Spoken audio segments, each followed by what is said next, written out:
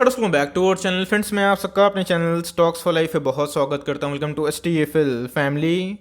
DFL members, बात की जाए आईआरसीटीसी को लेके जो अपडेट आने वाली थी वो आ चुकी है। जी हाँ दोस्तों, बहुत लोग कमेंट कर रहे थे कि सर इनके एजीएम का क्या हुआ, मैं उसी का ही वेट कर रहा था। तो बहुत ही लंबे एजीएम के बाद फाइनली गाइस ई वोटिंग के तहत इनको मंजूरी मिल चुकी है और शेयर होल्डर्स अपने वोटिंग को कंडक्ट करवा चुके हैं। तो जी हाँ दोस्तों, बात की जाए हमें रिकॉर्ड डेट देखने को मिल चुका है और सबसे इंपॉर्टेंट चीज़ इधर पे आज के दिन से रिकॉर्ड डेट में एक थोड़ा फासला दिखाई पड़ता है। तो जी हाँ, कभी भी कोई कंपनी के स्प्लिट आए, बोनस आए, उसमें एक्स डेट और रिकॉर्ड डेट बहुत ही इंपॉर्टेंट होता है और उसी के तहत आपको शेयर्स अलॉट होता है। तो जी हाँ, उसके पहले भी एक पैसे बनाने की अपॉर्चुनिटी होती है। इसके पहले आपने देखा कि कैसे रिकॉर्ड डेट के पहले और एक्स डेट के पहले शेयर में काफ़ी उछाल देखने को मिलता है। तो जी हाँ, हमें डेट्स देखने को मिल चुके हैं।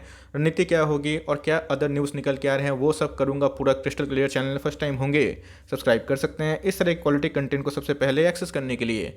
Now without delaying any for time, let's begin.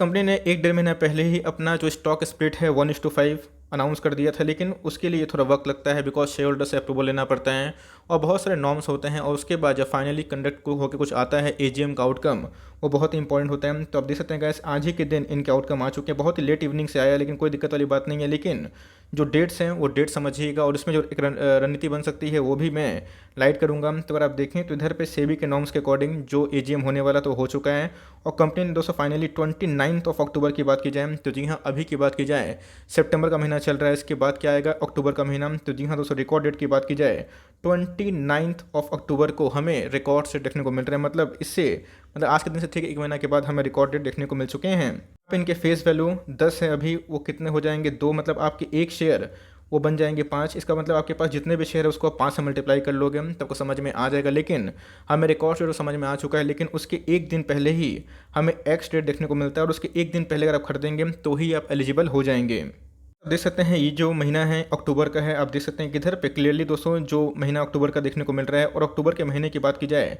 29 तारीख हमें कौन सा दिन देखने को मिल रहा है, जी हाँ फ्राइडे का दिन देखने को मिल रहा है। और इधर पे इनके एक दिन पहले की बात की जाए तो हमें एक्स डेट देखने को मिलता है और उसके एक दिन पहले खरीदेंगे तो जी हाँ तो ही आप एलिजिबल होंगे। मतलब कल के मार्केट प्राइस को लेके 27 तारीख तक अगर आप आईआरसीटीसी के शेयर परचेज करते हैं तो ही दोस्तों आपको एक के बदले मिलेंगे 5 शेयर। तो आई होप आपका जो कन्फ्यूजन था कि कौन से डेट के पहले खरीदना वो क्लियर हो जाए। मतलब कल से लेके आप 27 तक भी खरीदते हैं तो आपको एक के बदले मिलेंगे 5 शेयर। और सबसे इंपॉर्टेंट चीज़ ये रिकॉर्ड डेट है और ये हमारा एक्स डेट देखने को मिल सकता है। तो जी हाँ, जो डेट्स आने वाले थे वो हमें देखने को मिल चुके हैं। अब दोस्तों आती है बारी रणनीति की और न्यूज़ की कि आईआरसीटीसी के शेयर प्राइस में इतना उछाल क्यों देखने को मिल रहा है। सबसे पहले अगर आप देखें तो आज के दिन हमें एक गिरावट देखने को मिल रहा था। जी हाँ, मार्केट थोड़ा सा वीक देखने को मिल रहा है जिसकी वजह से लोग थोड़ा टाइमली प्रॉफिट बुकिंग करते हुए दिखाई पड़ रहे हैं। लेकिन यस, ये जो रिकॉर्ड डेट का हमें सिलसिला देखने को मिल रहा है, इसके पहले भी मैंने बताया था कि आप उसका वेट ना करें बिकॉज जिस दिन स्प्लिट की न्यूज़ अनाउंसमेंट हुई थी उसी दिन मैंने आपको बाइंग करने के लिए बताया था। स्टॉक का प्राइस 2200 से अभी के टाइम की बात की जाए 4000 के आसपास ट्रेड करता हुआ दिखाई पड़ रहा है। लेकिन आज के दिन थोड़ी सी वीकनेस हमें देखने को मिल चुकी है। तो अगर आप देखें तो ठीक 2 साल पहले ही इनकी आईपीओ आए थे और आईपीओ का प्राइस की बात की जाए 320 के आसपास देखने को मिला था और उसके बाद इसने अपने शेयर होल्डर्स को 12 गुना पैसे कमा के दिए हैं। तो जी हाँ, सरकारी कंपनी है तो क्या हुआ, लेकिन इसके अंदर ग्रोथ है। अब कौन कौन से फैक्टर हैं जो सेंटीमेंट को ट्रिगर कर रहा है। एक तो गाइस सबसे इंपॉर्टेंट जो न्यूज़ है वो यही है कि वैक्सीनेशन ड्राइव जितने तेज़ी से बढ़ रहे हैं उतना ही लोग थोड़ा कंफर्ट जोन में आ चुके हैं। इसके पहले मार्केट में फियर था, लोग बाहर निकलना चाह नहीं रहे थे और गवर्नमेंट का एक प्रेशर था बिकॉज गवर्नमेंट को भी जो कोविड के केसेस था कंट्रोल करना पड़ रहा था। और जिस हिसाब से आईआरसीटीसी अपने ई टिकटिंग बिजनेस में सुधार कर रही है, जिस हिसाब से इनके कैटरिंग के बिजनेस आगे बढ़ रहे हैं, जिस हिसाब से कंपनी टूरिज्म को लेकर प्रमोट कर रही है, तो जी हाँ आने वाले कल में इनके और भी रेवेन्यू बढ़ सकते हैं। आईआरसीटीसी की बात की जाए तो क्लास बिजनेस है, इसमें इनके ई टिकटिंग बिजनेस भी आते हैं, इनके कैटरिंग बिजनेस भी आते हैं, टूरिज्म वाले बिजनेस भी आते हैं और तेज़ी से भी दोस्तों अच्छे खासे रेवेन्यू आने के चांसेस है। और प्राइवेट ट्रेन का बिडिंग अगर आईआरसीटीसी को मिलता है तो जी हाँ दोस्तों ये इनके एडिशनल और भी रेवेन्यू को फुल अप कर सकता है बिकॉज इनके पास ऑलरेडी दोस्तों बहुत सारे हमें सोर्स ऑफ इनकम देखने को मिलते हैं। और इधर पे आईआरसीटीसी लॉन्च के लेकर भी बहुत एक्सपेंशन कर रहे हैं, क्रूज़ को लेकर भी बुकिंग स्टार्ट कर चुकी है और साथ ही साथ हमें और भी बहुत बिजनेस सेगमेंट पे इनके रेवेन्यू आने के चांसेस है। और दोस्तों Q2 के नंबर्स के पहले इसमें एक और तेज़ी आने की उम्मीद है।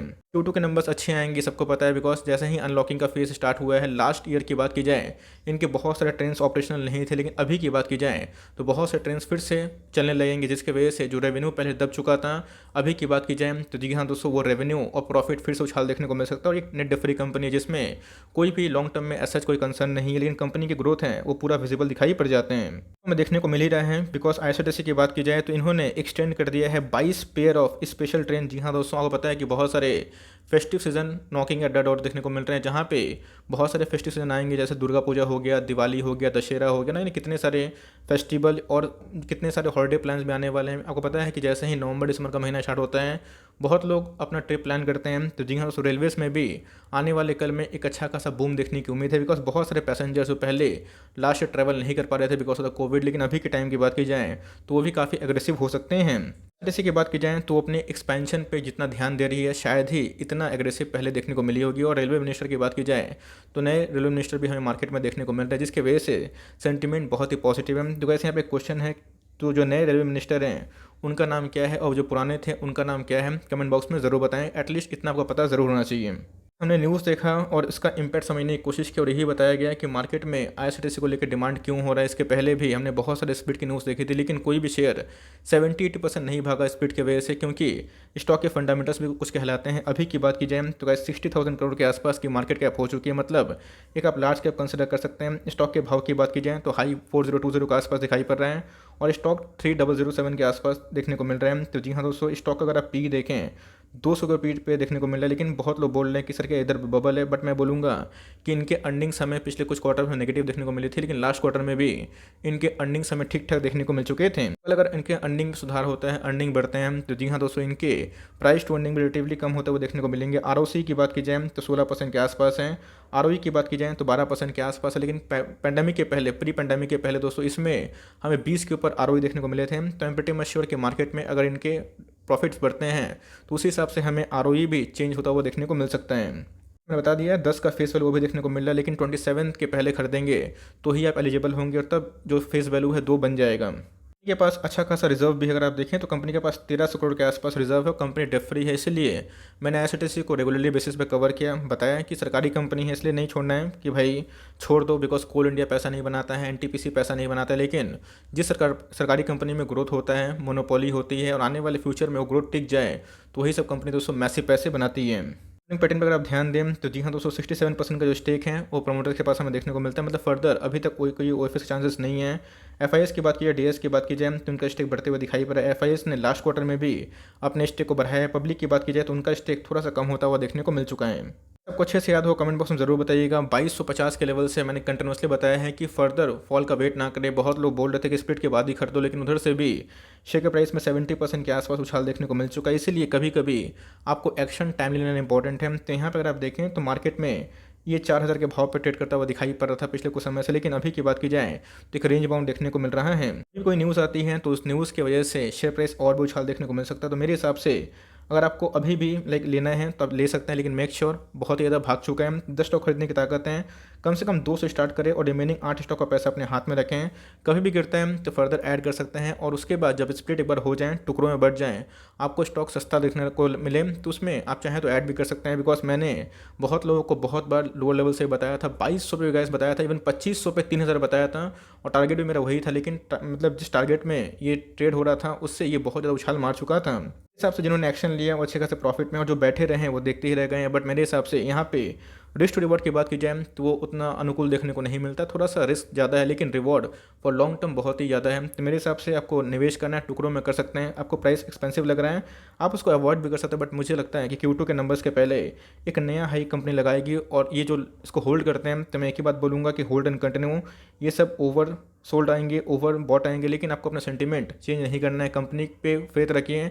इसके पहले बहुत लोगों ने 1700, 1800, 2000 में बेच दिए और वही लोग आज के दिन पछता रहे हैं। तो निवेशक इधर पे आराम से कंटिन्यू करें, कोई दिक्कत वाली बात नहीं है। स्टॉक अगर आप देखें मनी फ्लो इंडेक्स काफ़ी ओवरबॉट जोन पे है, इसलिए स्टॉक बहुत भाग गया तो बेच दें, गलत रणनीति है। इसको कंटिन्यू करें और लेना चाहते हैं तो मेक श्योर ज़्यादा लालच में ना आए और 10 स्टॉक खरीदने की ताकत है 2 से ही स्टार्ट करें। बिकॉज अगर आपको स्पीड के पहले लेना है तो भी ले सकते हैं, लेकिन टुकड़ों में निवेश करिएगा, बल्क निवेश मत करिएगा। और आपके पास ऑलरेडी है तो कंटिन्यू करें, और आप चाहते हैं, आपकी मानसिकता है कि भाई स्पीड के बाद सस्ता मिलेगा तो खरीद लूँ, तो भी सही अप्रोच है। लेकिन मुझे लगता है Q2 के नंबर्स के पहले इसमें एक नया हाई बनने की तैयारी हो सकती है। लेट्स सी कि क्या होता है, लेकिन जो भी होगा लॉन्ग टर्म में इसको बेनिफिट ही दे सकती है।